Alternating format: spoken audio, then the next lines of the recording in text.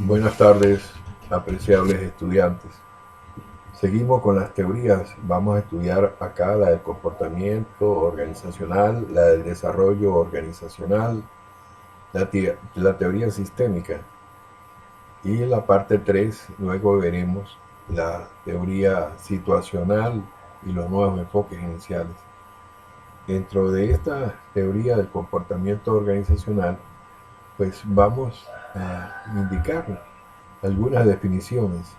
Una de las que más se plantea es que es un campo de estudio que investiga el impacto de los individuos, los grupos y las estructuras sobre el comportamiento dentro de las organizaciones, con el propósito de aplicar los conocimientos adquiridos en la mejora de la eficiencia de una organización. ¿Por qué los individuos?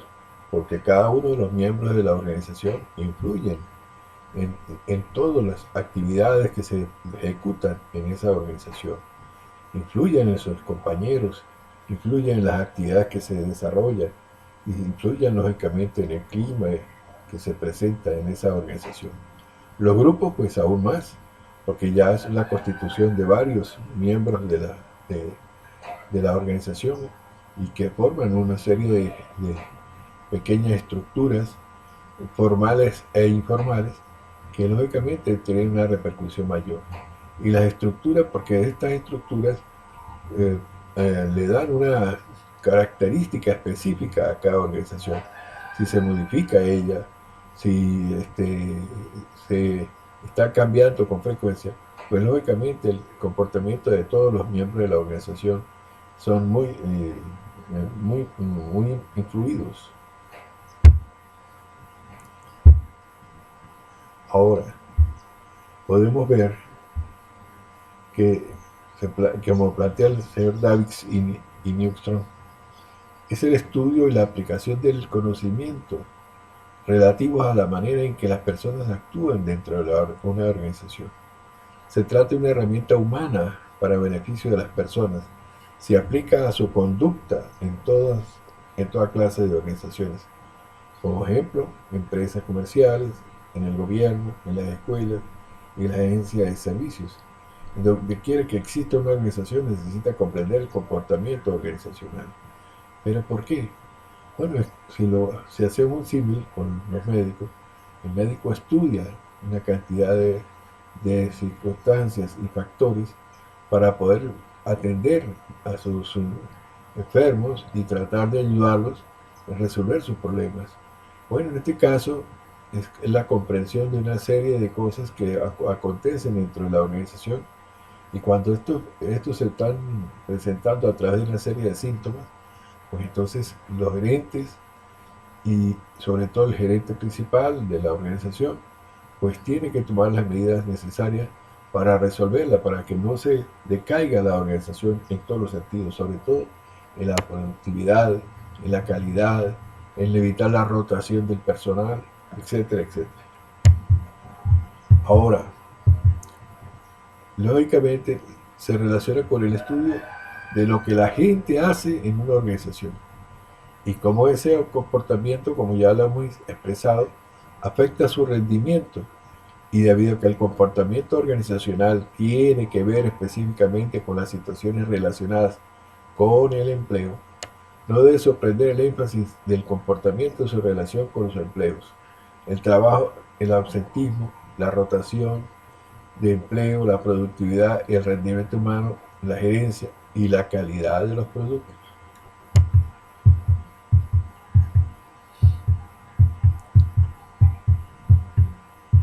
Entonces se plantea estos dos factores. Dice que dentro del estudio existen variables dependientes e independientes. Entre las dependientes que se consideran algunos autores está la productividad. ¿Qué es la productividad?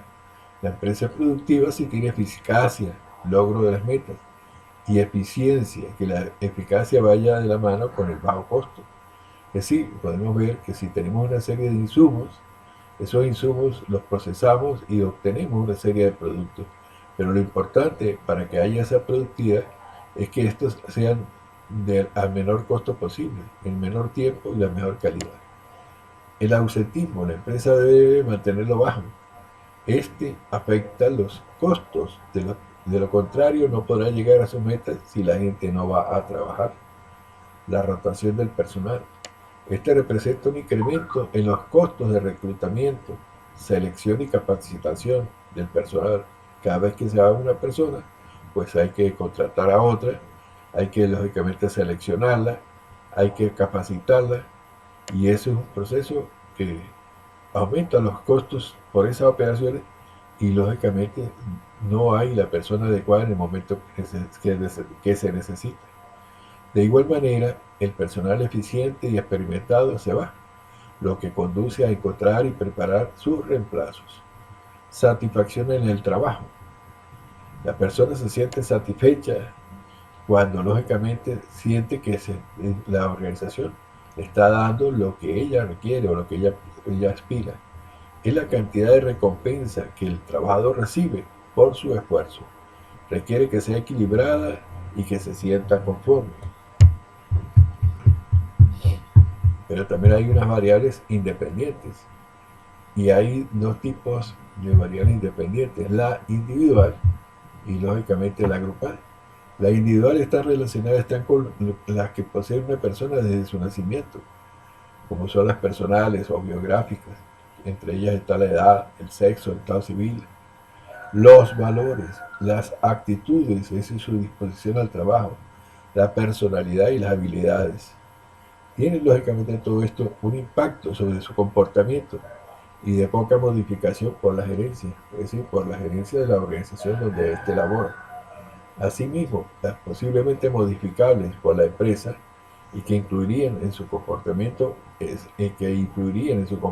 dentro de ella, que son la percepción, la toma de decisiones de carácter individual, el aprendizaje y la motivación. Y están las variables grupales. El comportamiento de una persona en grupo es muy distinto al comportamiento individual. Siempre el grupo influye en las actividades de las personas. Y aquí viene un factor. Hay otra serie de definiciones que están en material que se ha colocado en la plataforma. Hay una serie de planteamientos de carácter motivacional. Este aspecto que vamos a tratar es más que todo desde el punto de vista psicológico e influido pues, desde el punto de vista constructivista. Es una influencia recíproca del empleado y la situación. Y hay tres aspectos, llamémoslo tres elementos que conforman, como hemos analizado, lo analizamos en el orden vectorial. Es decir, tiene una intensidad, cuánto se esfuerza, tiene una dirección, el beneficio de la organización, y hay una persistencia, tiempo que se mantiene ese esfuerzo. Entonces vemos la gráfica, la intensidad, la dirección, la persistencia, y el esfuerzo lógicamente debe ir en función de lograr la meta. Ahora empecemos a estudiar algunos tipos de necesidad o teoría de necesidades. La primera es la teoría de necesidades que estudió la pirámide, que estudió Maslow y que hizo su pirámide. Las primeras necesidades son las fisiológicas: la alimentación, el sueño, el reposo, el abrigo, el deseo sexual. La segunda es de la seguridad, estabilidad, protección contra las amenazas. La tercera es las sociales, necesidades de asociación, participación, aceptación, afecto. Las próximas son la autoestima, autopercepción, autoconfianza, el respeto, el estatus. Y las últimas, la autorrealización, realizar su propio potencial y autodesarrollarse continuamente. Entonces vemos que las dos primeras de la base de la pirámide, las fisiológicas y la seguridad, son las denominadas de orden inferior. Y las tres últimas, las sociales, la autoestima y la autorrealización, son las denominadas orden superior. En la medida en que unas necesidades quedan razonablemente satisfechas, se requiere que se vuelve la siguiente se vuelve la dominante, es decir, la que sigue. Descubrimos la fisiológica, pues vamos a la de seguridad. Descubrimos la de seguridad, vamos a la social. Así sucesivamente. Ahora hay otra teoría que es interesante, que es la de los dos factores del señor Friedrich Hertzberg. Y aquí hay un planteamiento muy diferente a lo que hemos estudiado anteriormente. La postura tradicional es que o hay satisfacción o hay insatisfacción.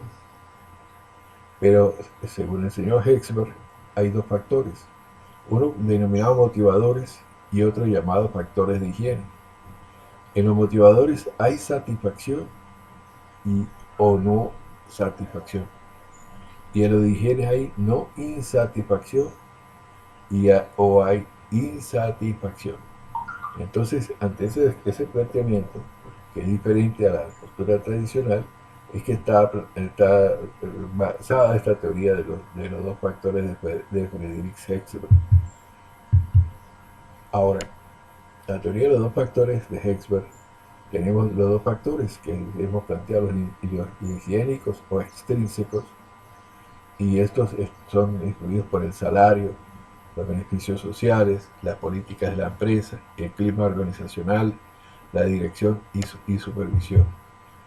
Y lo otro es los motivacionales o intrínsecos, como el reconocimiento, la responsabilidad, el progreso, el estatus, la realización.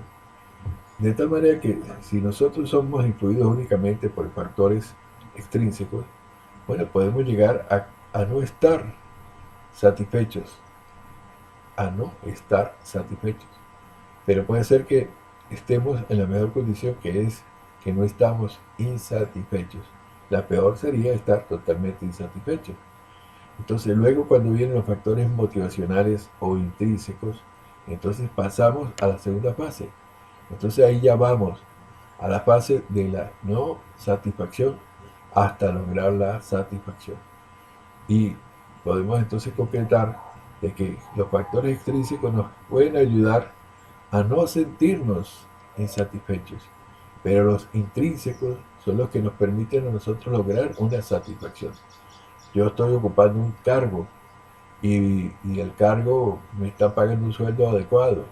Bueno, pero ese no es mi ejercicio, no es mi labor, no es mi profesión, pero estoy obteniendo un ingreso.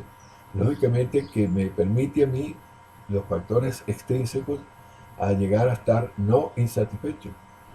Pero si yo estuviese ejerciendo mi profesión y devengando un sueldo adecuado, pues lógicamente que tengo lo primero, llego a cubrir los factores extrínsecos a no estar insatisfecho y los factores intrínsecos a estar totalmente satisfecho. Hay otras teorías que él llama el señor Steven Robbins, que llama teorías contemporáneas. Entre ellas está la teoría ERC del señor Clayton Alderfer. Esta teoría plantea los siguientes tres aspectos. El primero es la existencia, que corresponde a las fisiológicas inseguridades que estuvimos estudiando en la pirámide de Maslow. Luego está las de carácter de relación social, que es el deseo de mantener relaciones interpersonales. Y las últimas, la de crecimiento, estima y autorrealización. Entonces podemos ver que las existencias proporcionan nuestros requerimientos básicos de existencia material, fisiológica y de seguridad. Las sociales, del deseo por mantener relaciones interpersonales, y las últimas, el deseo intrínseco de un desarrollo personal. Este señor Clayton Anderson pues relacionó las dos teorías, o relacionó esta teoría con Maslow, la pirámide de Maslow. Hay otra serie de necesidades como las que plantea el señor McClellan. En él se plantean dos tipos básicos de necesidades, tres, pero fundamentalmente dos. La de logro, que es lógicamente aquellos factores que podríamos llamar intrínsecos, que lógicamente están con la concepción de las metas desafiantes, el impulso por sobresalir, el riesgo de tener un riesgo moderado, la lucha por el éxito, la realimentación y la responsabilidad personal. Luego viene otro factor, que es la de afiliación, el deseo de las relaciones interpersonales y las situaciones cooperativas. Y finalmente las del poder, las de influir, las de mandar, controlar a los demás, influencia en los otros y situaciones competitivas orientadas al estatus. Esas tres necesidades, se McLennan estudió, apoyó a varias empresas aquí en Venezuela y constató que las que más se mantienen en Venezuela es las de poder. Las podemos observar hoy en día, en esta época, en esta situación, que sin lugar a dudas no está equivocada. La influencia más fundamental es la de tratar de imponernos, de influir en los demás y hacer las cosas en función de lo que a nosotros nos interesa y no lo que corresponde a la legalidad. Luego viene la teoría del flujo y la motivación intrínseca. La del flujo, lógicamente, hay una serie de factores. Ocurre cuando se realiza la actividad preferida. Se imbuye totalmente en algo, no le importa nada, se absorbe por completo, se pierde el sentido del tiempo. ¿Cuándo es eso? Bueno, cuando yo hago una labor que es de mi interés, si yo soy un jugador de béisbol y me ponen a dirigir una labor en béisbol y donde yo debo lógicamente estar jugando, pues eso para mí no es ningún trabajo, eso para mí es una satisfacción, una alegría, una frescura. Y esa experiencia de ese flujo, pues se utiliza en general en las características del trabajo. La motivación no se relaciona con los objetivos finales, sino con la tarea. Son estimulantes, exigen el empeño de sus facultades, están dirigidas a una meta, reciben realimentación de su desempeño, exigen concentración total y creatividad y es totalmente absorbente. Entonces esa labor, esa experiencia de ese flujo, pues es totalmente exitosa. La gente se siente muy contento. Si a mí me ponen a trabajar en dirigir una actividad artística y soy un artista, pues imagínense, eso para mí no es sino un trabajo satisfactorio o una simple realización de lo que a mí me agrada. Hay un modelo de motivación intrínseca que se plantea, lógicamente, tres factores: la libertad de decisión, que es la capacidad de elegir las actividades de las tareas que parezcan significativas, realizarlas de la manera que se considere apropiadas; la competencia, que es la sensación del logro que se tiene al desempeñar con destreza las actividades laborales que uno eligió; y el progreso, es la sensación de que se adelanta en la consecución de la finalidad de las tareas. El sentido, que es la cuarta, es la oportunidad de perseguir un objetivo valioso de las tareas, un objetivo que importe en el contexto general de las cosas.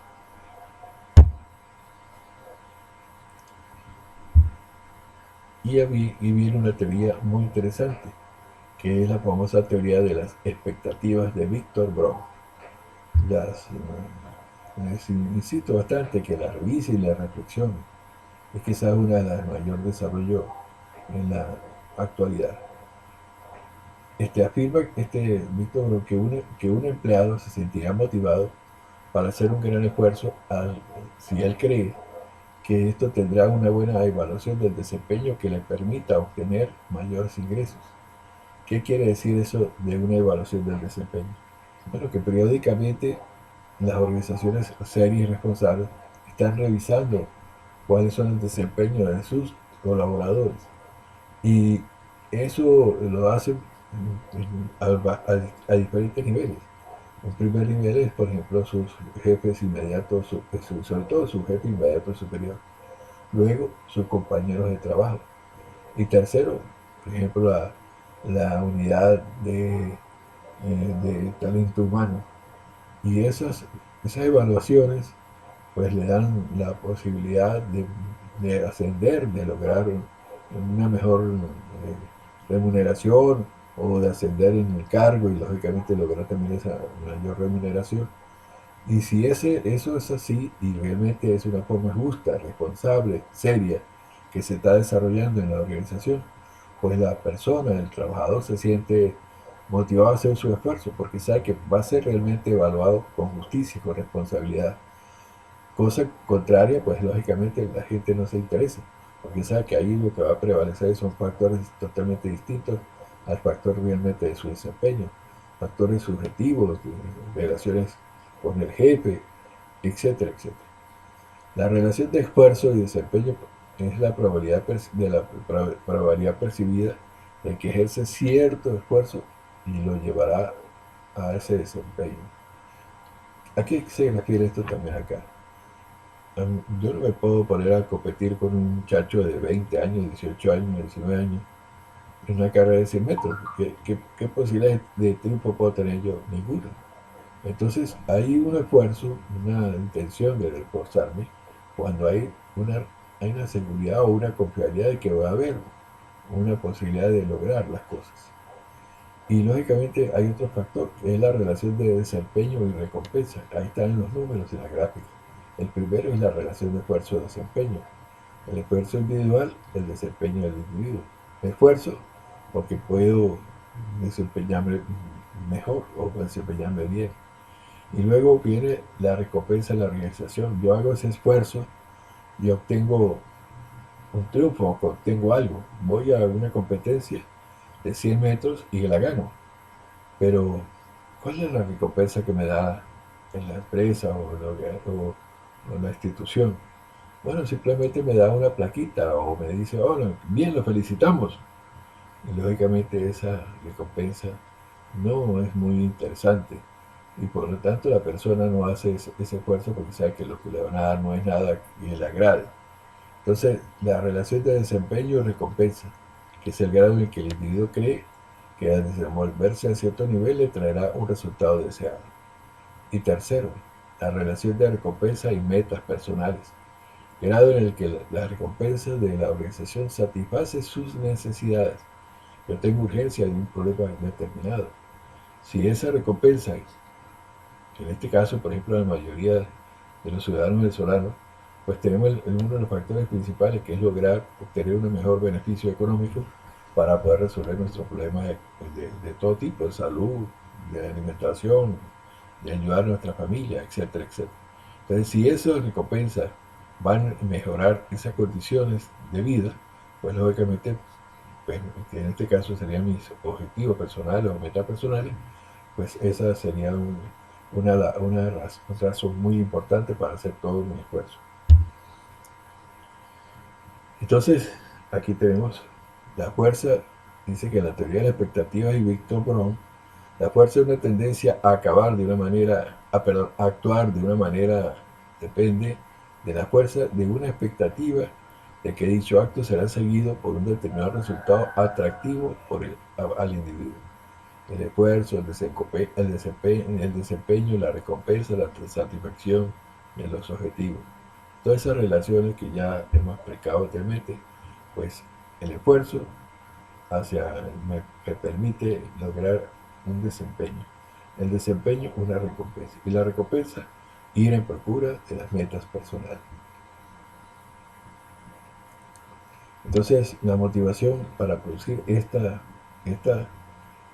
perdón, en la motivación para producir está en función de la fuerza, el deseo de alcanzar los objetivos individuales, las expectativas, la relación percibida entre productividad y consecución de objetivos individuales, la recompensa, y la capacidad percibida de influir en su propio nivel de productividad, es decir, la relación entre expectativas y recompensas.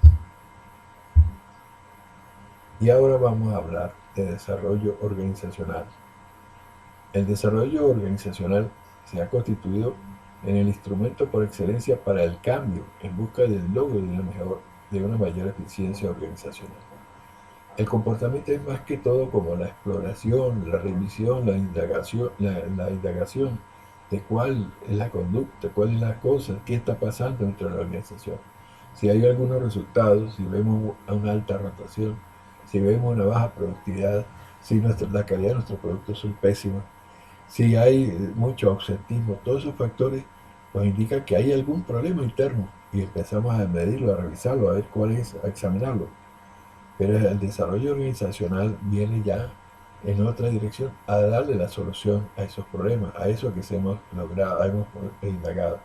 Entonces el desarrollo se ha constituido en un instrumento por excelencia para el cambio, es decir, para lograr mejorar las organizaciones, para el logro de una mayor eficiencia organizacional. Es así como el desarrollo organizacional busca lograr un cambio planificado de las organizaciones, conforme en primer término a las necesidades, exigencias o demandas de la organización misma. De esta forma, la atención se puede concentrar en las modalidades de acción de determinados grupos y su eficiencia, en mejorar las relaciones humanas en los factores económicos y de costos, es decir, un balance costo-beneficio, en las relaciones entre grupos, en el desarrollo de los equipos humanos, en la conducción, es decir, en un liderazgo. Es decir, casi siempre sobre los valores, actitudes, es decir, actitudes, las disposiciones, relaciones, y en suma, sobre las personas, más que sobre los objetivos, sobre las estructuras o las técnicas de la organización. El desarrollo organizacional se concentra esencialmente sobre el lado humano de la empresa, ¿sí? Sobre los miembros de ella. Ahora hablemos de lo que es la cultura organizacional. La cultura organizacional representa las normas informales y no escritas orientadas a la conducta de sus miembros, día con día, y que dirigen sus acciones para alcanzar los objetivos. Así como los países tienen su propia cultura, las organizaciones se caracterizan por sus propias culturas específicas. Ahora hablemos del clima organizacional. El clima organizacional constituye el medio interno o la atmósfera psicológica característica de cada organización. Está ligado a la moral y a la satisfacción de las necesidades de sus miembros y puede ser saludable o enfermizo, cálido o frío, negativo o positivo, satisfactorio o insatisfactorio, lo cual depende de lo que ellos sienten respecto de la organización. Veamos por favor esta gráfica. Podemos observar en la parte de arriba de ese iceberg, si la que sale afuera, que explora fuera de la superficie marina, podemos ver que ahí están presentes unos aspectos que son percibidos o que nosotros los podemos percibir. Uno que es la estructura organizacional. ¿Cuál es la estructura de una organización? ¿Es piramidal? ¿Es horizontal? ¿Qué partes lo constituyen? Etcétera, etcétera. Entonces, el nombre y descripción de los puestos, los objetivos organizacionales, las estrategias tecnológicas, todos esos factores utilizados y los métodos y los procesos de trabajo, políticas y directrices. Los componentes visibles y públicamente observables orientados hacia aspectos operacionales y las tareas cotidianas. Esto es lo que aflora, eso es lo que se ve. Pero hay factores que no se ven, que son los más determinantes, y esos están abajo.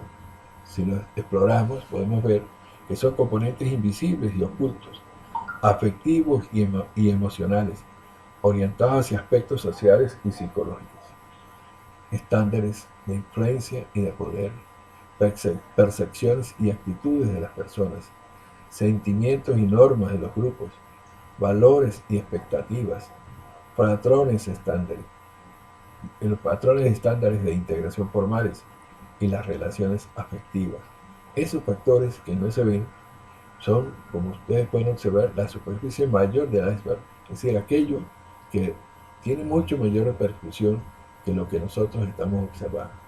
Y es por eso que la cultura organizacional es, como lo acabamos de explicar anteriormente, es fundamentalmente factores psicológicos, este, eh, no tangibles, y que lógicamente sí influyen, pero que no los vemos, no se aprecian, no se pueden observar.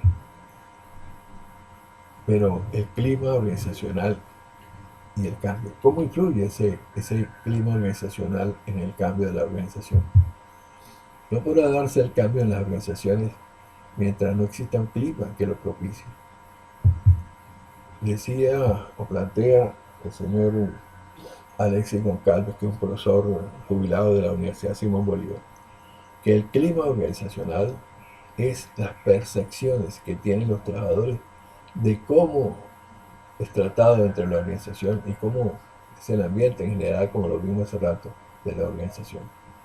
Por lo tanto, lógicamente que la satisfacción de esas personas y que la forma en que las personas se sientan, eso le permite estar en una forma agradable y ser fácilmente eh, reclutadas para lograr el cambio.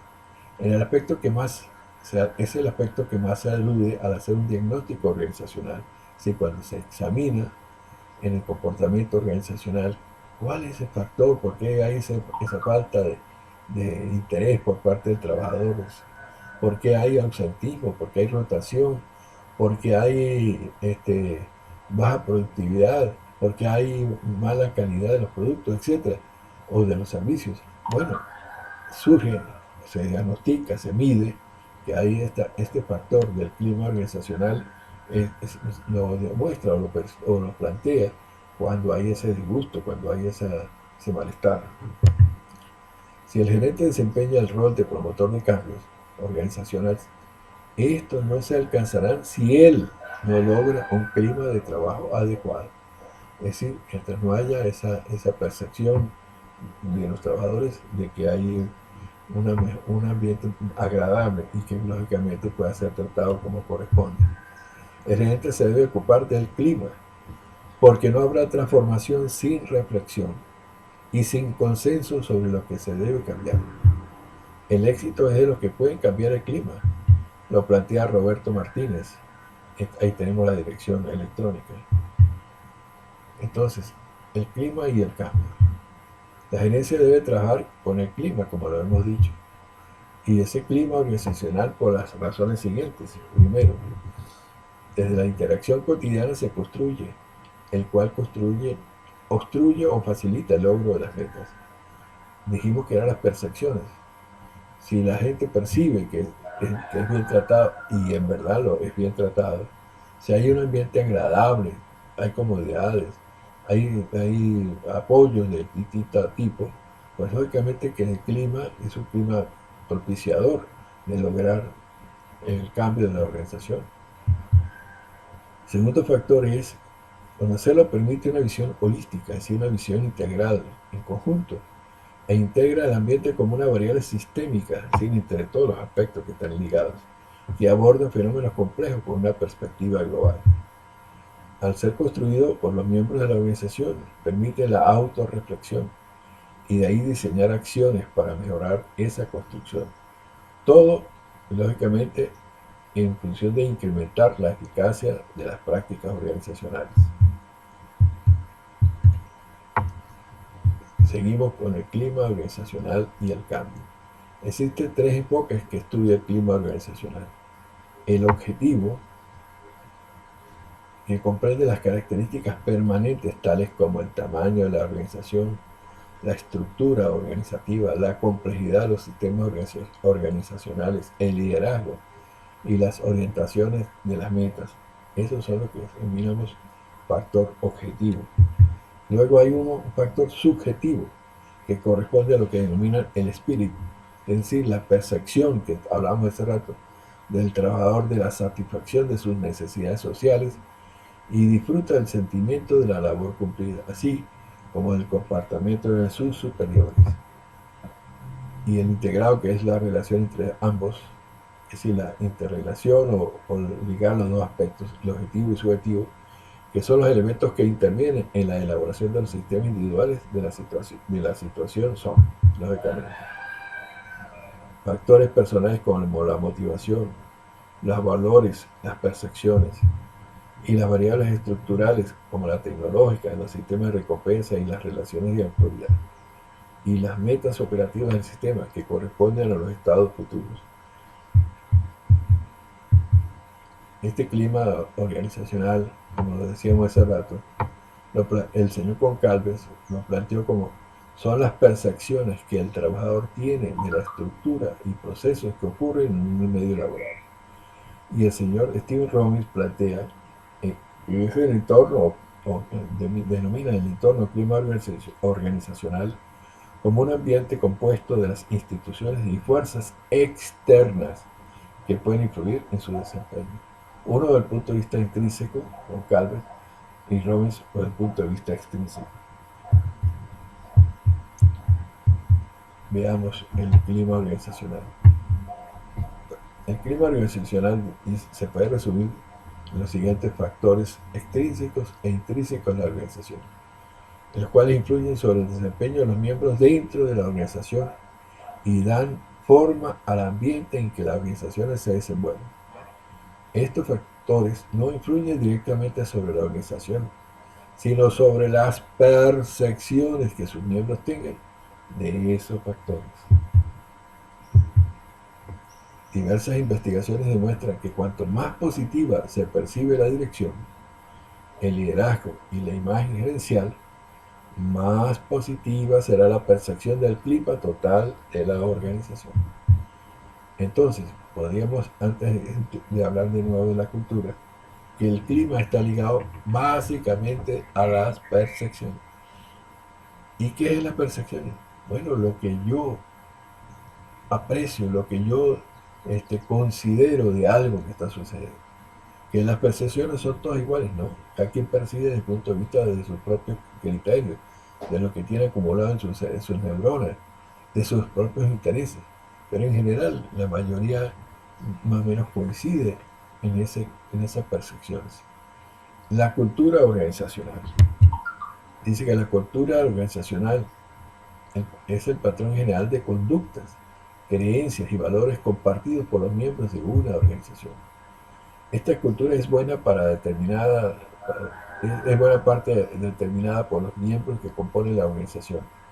Aquí el clima organizacional tiene una incidencia directa, ya que las percepciones que antes dijimos que los miembros tenían respecto a la organización determinan las creencias, mitos, conductas y valores que forman la cultura de la organización. Y aquí quiero dejar claro dos posturas. Hay muchos autores que consideran que la cultura influye en el clima y otros plantean que el clima influye en la cultura, como lo que acabamos de analizar. Pero, ¿por qué hay esa diferencia tan notable y notoria entre esas dos posturas? Bueno, yo le he llegado a considerar bajo bajo el siguiente criterio. Las organizaciones que ya son bastante maduras, que se llegan a constituir o llegan a conformar lo que se denominan instituciones. Por ejemplo, la Universidad Nacional Experimental de Táchira ya es una institución, porque tiene su propia tradición, tiene una cantidad de cosas, de factores, y tiene una cultura que se ha acrisolado. Lógicamente que en esas organizaciones que se han transformado en instituciones, es la cultura la que influye en el clima. Pero en las organizaciones incipientes, aquellas nuevas, pues no hay cultura todavía conformada, no hay una cultura que se ha constituido. Y es acá el clima el que influye en la cultura. Y por eso este aspecto que se está planteando acá. Esta cultura es en buena parte determinada por los miembros que componen la organización. Aquí el clima organizacional tiene una incidencia directa, ya que las percepciones que antes dijimos que los miembros tenían respecto a su organización determinan las creencias, mitos, conductas y valores que forman la cultura de la organización. Entonces, la cultura organizacional, tenemos estos dos aspectos que insisten mucho Víctor Guedes. Toda organización es la expresión de una realidad cultural que también puede asumir una apertura respecto del entorno o por contrario, encerrarse y asfixiarse en el marco de los límites formales de una entidad. Pero en ambos casos, esa cultura refleja la congregación, mezcla o entrecruzamiento de las ideas, sentimientos y voluntades de una comunidad institucional.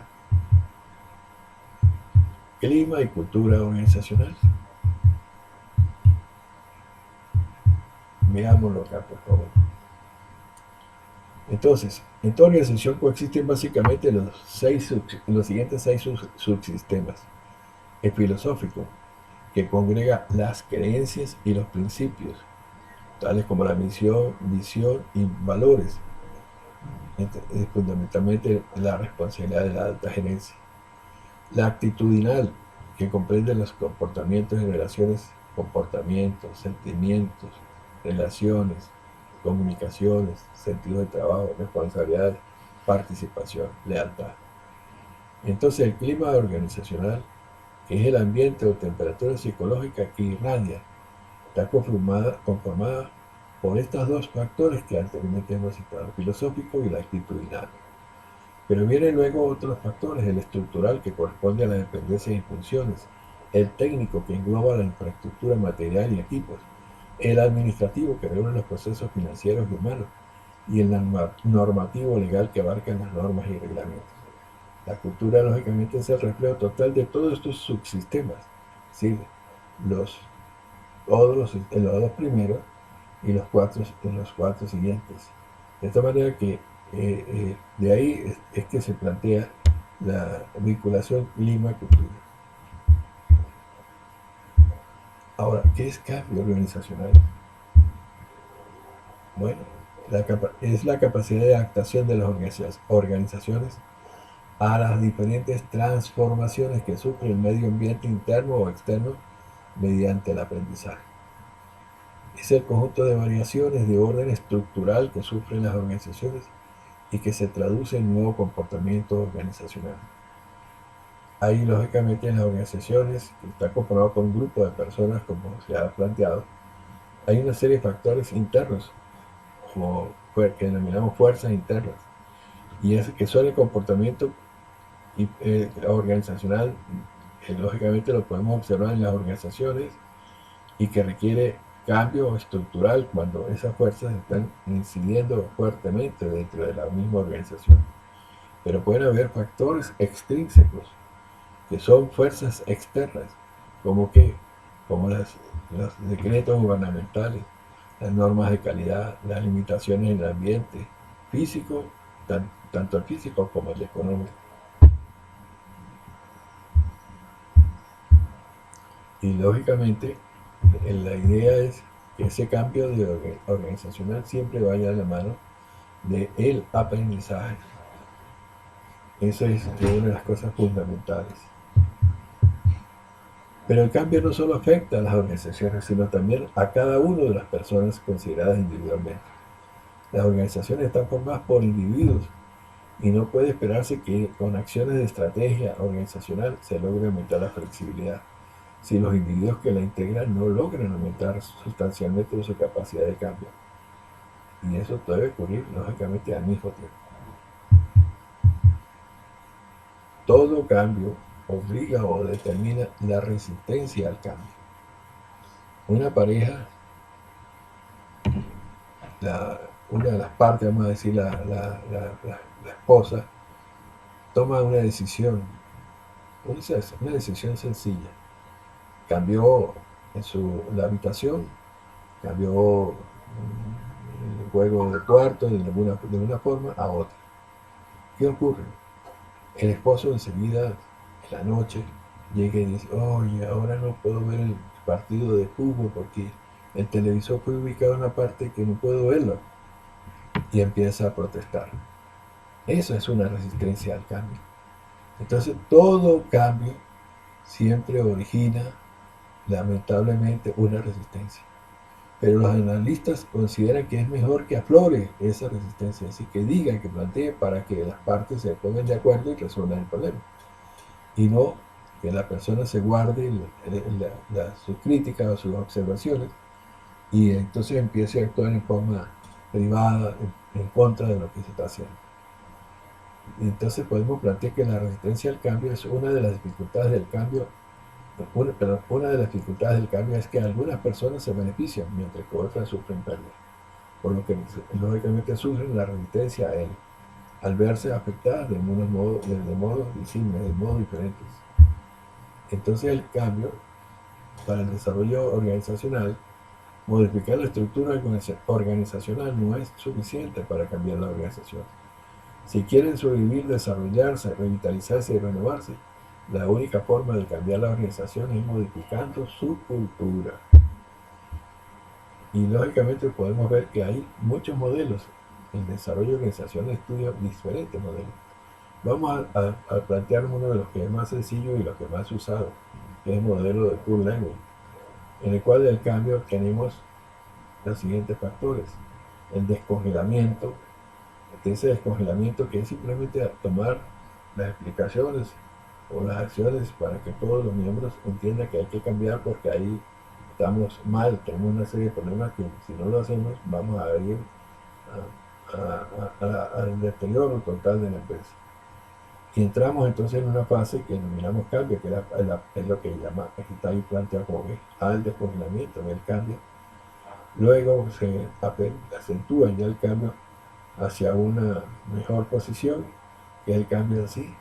Y finalmente el recongelamiento, es decir, volviendo a resolver ya, a entrar en tranquilidad. Y ese es, digamos, no en el ciclo que llama el señor Kulevin. Ahora, en general, pues, las etapas, hay una serie de etapas que siempre hay que plantearlas en este proceso de cambio. Uno, lógicamente, el diagnóstico. Luego la planificación de la acción. Luego la implementación de la acción y finalmente la evaluación para ver cómo las cosas están funcionando, si se ha logrado mejorar lo que nosotros aspiramos.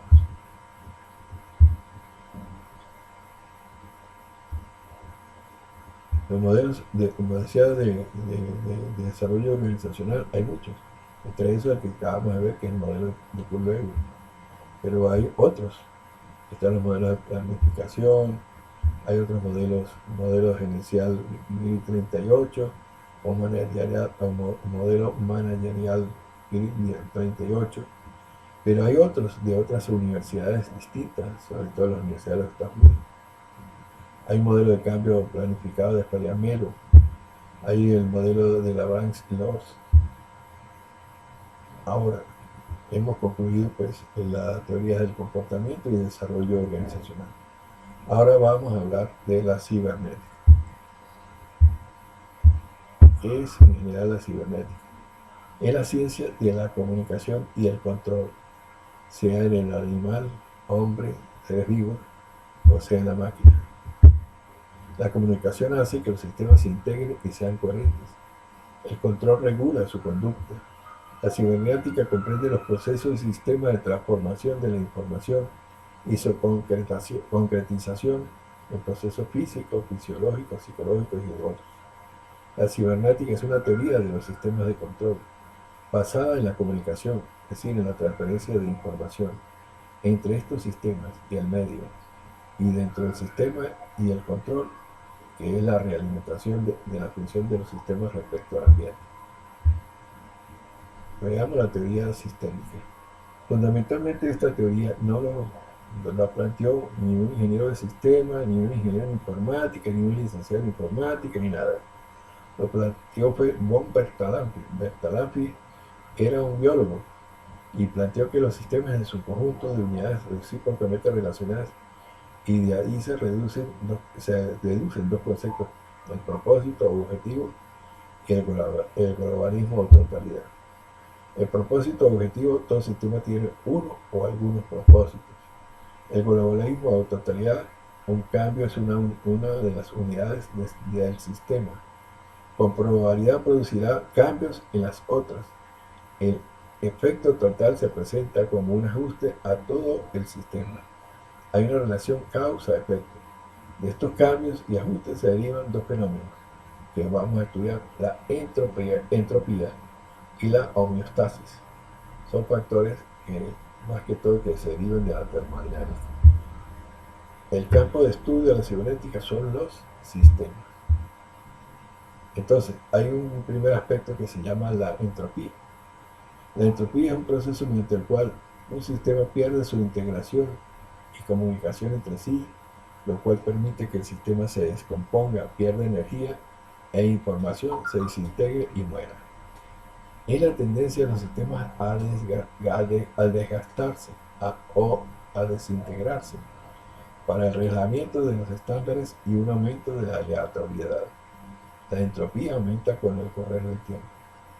Pero acá no vamos a hablar de entropía, porque es el deterioro, sino vamos a hablar de entropía negativa, que es lo contrario, que es lo que se denomina negentropía o entropía negativa, que es el proceso reactivo que permite al sistema mantener su estructura mediante la obtención de reservas de energía y de información. La entropía negativa o negentropía es el inverso de la segunda ley de la termodinámica y proporciona integración y organización al sistema. Si aumenta la información, disminuye la entropía, pues la información es la base de la configuración y de la orden. Hablamos ahora de algo que se denomina caja negra. ¿Qué es la caja negra? Bueno, en los aviones dice que no es nada negro, es anaranjado. Bueno, es algo que está ahí adentro, pero nosotros no sabemos qué es. Y sabemos que tenemos una serie de entradas, hay una serie de cosas que ocurren allá adentro y luego surgen una serie de salidas. Si nosotros manejamos unas determinadas entradas de una manera específica, pues obtenemos a la salida algo que nosotros ya habíamos previsto. Y eso que está adentro no lo hemos estudiado, pero sabemos que eso es lo que nos da cuando hacemos una serie de conexiones o disposiciones. Por ejemplo, en ingeniería electrónica el proceso de la caja negra se utiliza cuando se manipula una caja herméticamente cerrada con terminales de entrada a los cuales se les aplica, por ejemplo, montajes y en los terminales de salida se observa un resultado determinado. Un ejemplo de estos elementos son los amplificadores operacionales, en el cual si tenemos una serie de conexiones en las entradas, le hacemos una serie de alimentaciones, conseguimos una serie de aspectos a la salida. Y la caja negra no la hemos estudiado, no hemos hecho nada sin utilizar sus terminales de entrada y salida.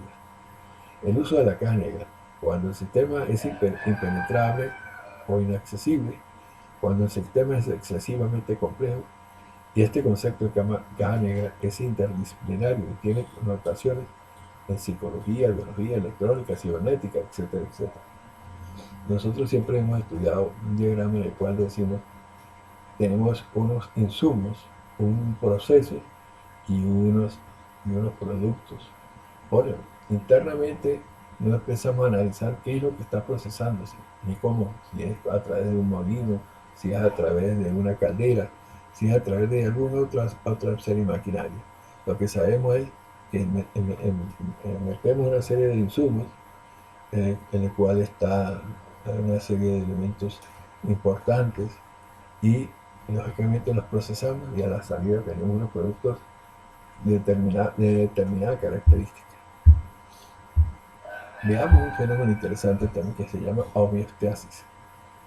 Constituye el equilibrio dinámico que se obtiene por la autorregulación, o sea, a través del autocontrol. La capacidad que tiene el sistema para mantener las variables dentro de ciertos límites, incluso si los estímulos del medio externo la fuerzan a asumir valores que sobrepasen los límites normales. Nació de la fisiología animal con Claude Bernard. Todos los mecanismos vitales tienen por objetivo conservar constantes las condiciones de vida en el medio interior.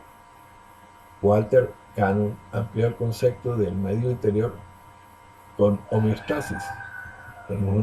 Vemos la gráfica, por favor. Tenemos unas entradas, tenemos un sistema y tenemos unas salidas. Tenemos, lógicamente, eso en amarillo. Luego tenemos en azul un elemento que es regulador. Ese más que todo lo utilizamos para realimentar lo que está produciendo a la salida, lo estamos analizando a través de los sensores, hacemos ese proceso de análisis y luego lo conectamos a la entrada. Y hay una serie de estándares o objetivos, algunos lo denominan set point, que es el punto de referencia, para poder entonces determinar cuál es el punto que estamos comparando en ese regulador. Los que se están obteniendo a la salida con ese set point y ver entonces qué debemos hacer a las entradas. Entonces, dice el señor Cannon que amplía el concepto de medio interior con homeostasis. Cada parte del organismo funciona normalmente en estado de equilibrio. Mantener la estabilidad interna en términos de temperatura, presión sanguínea, etcétera, etcétera. En los animales más evolucionados, como nosotros los seres vivos, las funciones reguladoras las realiza el sistema nervioso y las hormonas del sistema endocrino. Eso es lo que nosotros hacemos cuando estamos a diferentes temperaturas. Nosotros vamos a una zona muy cálida, es decir, vamos a Puerto Ordaz. Bueno, ¿qué hace el organismo para adaptarse a esas circunstancias? O a Maracaibo, o cualquier zona fuerte. O vamos a una zona muy fría, vamos al páramo de la Negra, vamos al Zumbador, vamos a Pico Águila, al Pico Bolívar, etcétera, etcétera. Ahí hay condiciones que el cuerpo trata de adaptarse para mantener ese principio de la homeostasis. Conceptos asociados. La sinergia, ya sabemos qué es sinergia. Constituye el efecto multiplicador de las partes de un sistema, los cuales amplían el resultado total. Está la informática. Wagner plantea que el individualismo y el computador poseen un sistema análogo y paralelo de recepción y procesamiento de la información. Esto es, existe un paralelismo y una analogía entre el funcionamiento físico del individuo y el de las máquinas de comunicación. Ambos buscan dominar la entropía a través de la realimentación. Y la teoría sistémica dice una organización podrá ser entendida como un sistema o subsistema o supersistema, dependiendo del enfoque. El sistema total es aquel representado por todos los componentes y relaciones necesarias para la realización de un objetivo, dado un cierto número de restricciones. Los tipos de sistemas en cuanto a su naturaleza pueden ser cerrados o abiertos. Vemos nosotros, tenemos un grupo de plantas, unos arbolitos, y esos árboles que están haciendo, están lógicamente tomando por sus raíces una serie de vitaminas que vienen del suelo y están logrando del medio externo, del sol, del aire, todo, una serie de elementos que le está permitiendo hacer un distinto proceso, como es el caso de la fotosíntesis. Todo eso, esa planta está en un sistema abierto, en el cual está logrando interactuar con todas las cosas externamente. La idea que se plantea esto es que las empresas, las organizaciones en general, no pueden ser sistemas cerrados, sino que deben estar abiertas ¿para qué? Para informarse y para ayudar a qué? A todas las organizaciones. Acuérdense que cuando vimos la teoría estructuralista vimos el ambiente, ese ambiente externo, la economía, la ética, la parte legal, todos esos factores. Bueno, pues necesariamente las organizaciones tienen que estar en compenetración con todos esos aspectos. En el caso de la universidad no puede ser un cenáculo, la universidad tiene que estar abierta a las necesidades de que tiene la población. Cuando hacemos estos estudios presenciales o semipresenciales o a distancia como este que estamos haciendo, pues necesariamente es tratar de adaptarnos a las necesidades, a las situaciones que están presentes. ¿Y quién nos lo dice? Las necesidades de los distintos miembros de la sociedad. Y eso es la idea de mantener siempre esa concepción. Un sistema cerrado no presenta intercambio con el medio ambiente que nos rodea, son herméticos a cualquier influencia ambiental. Los sistemas abiertos presentan intercambio con el ambiente a través de las entradas y salidas, intercambian energía y materia con el ambiente y son adaptativos para sobrevivir. Su estructura es óptima cuando el conjunto de elementos del sistema se organiza aproximándose a una operación adaptativa. La adaptabilidad es un continuo proceso de aprendizaje y de autoorganización. La teoría sistémica plantea fundamentalmente que la organización debe ser un sistema abierto, como lo planteamos hace rato. Herbert Spencer afirmaba a principios del siglo XX que un organismo social se asemeja a un organismo individual en los siguientes rasgos esenciales. En el crecimiento, empieza a crecer, a evolucionar. Es el hecho de volverse más complejo a medida que crece. En el hecho de que haciéndose más complejo, sus partes exigen un crecimiento y una interdependencia. Porque su vida tiene inmensa extensión comparada con la vida de sus unidades componentes. porque en ambos casos existe el creciente integración acompañada por una creciente heterogeneidad. Hay otros conceptos asociados, los datos, la información, estos aspectos que lógicamente están ligados en la parte de la comunicación. Nosotros sabemos que hay unos datos, que es un registro o anotación respecto de un determinado hecho o ocurrencia. Cuando nosotros hacemos un trabajo de grado, recogemos una serie de datos. Cuando esos datos nosotros le damos una conformación, los estructuramos, entonces los transformamos en información. Entonces el dato es simplemente un registro o anotación respecto de un determinado hecho o ocurrencia. Cuando posee un significado, tenemos la información. La información es un conjunto de datos que poseen significado, es decir, reducir la incertidumbre o aumentar el conocimiento de algo. Es el proceso de reducción de la incertidumbre. La información es el conocimiento que está disponible para ser utilizado de inmediato y que permite orientar la acción al poder tomar decisiones. Y hay finalmente un proceso que es la comunicación, que transmite una información a alguien que pasa entonces a compartirla. Para que haya comunicación es necesario que el destinatario de la información la reciba y la comprenda. Yo puedo dar una información, pero lo doy en términos que no le son comprensibles a quien se lo estoy transmitiendo y lógicamente pues no tiene ninguna utilidad. La comunicación es realmente cuando yo le aporto una información valedera a quien la va a recibir. Y hay una teoría de la información. Es una de las ramas de las matemáticas aplicadas que utiliza el cálculo de las probabilidades.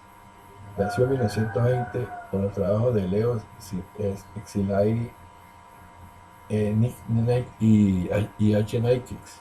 Esta teoría surgió en definitiva con las investigaciones de Claude Shannon y Warren Weber para la Bell Telephone Company en el campo de la telegrafía y la telefonía en 1949.